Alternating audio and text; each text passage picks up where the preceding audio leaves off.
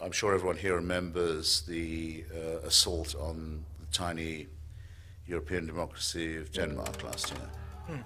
Why was the Danish economy subjected to a campaign of international sabotage backed by not just movements but states? Why were its embassies burned down in countries where demonstrations are not normally allowed?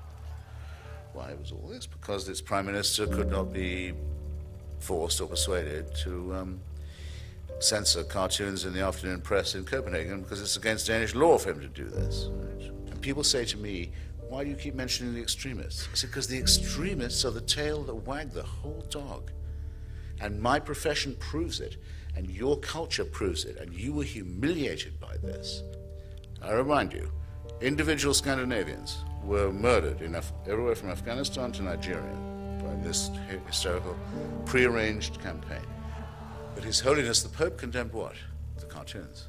The State Department condemned the cartoons, not the violence, not the campaign of intimidation. The Archbishop of Canterbury condemned the cartoons. Every church I know of condemned the blasphemy of the cartoons, not the campaign of murder and sabotage and intimidation. In other words, ladies and gentlemen, the barbarians are not at the gate. They're not at the gate.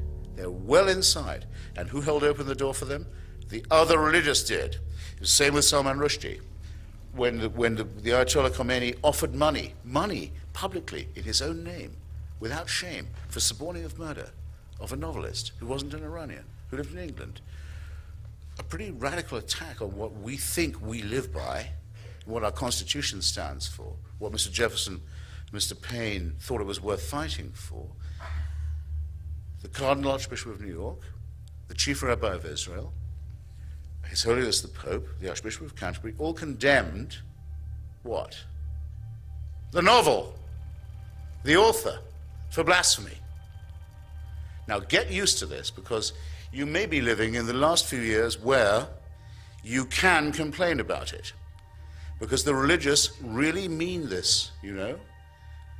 They are not just joking. They really mean to abolish everything you care about, and they want to take away everything you love and to destroy everything you have and to replace it with a Stone Age ideology derived from the desert of Palestine in a very bad time in human history.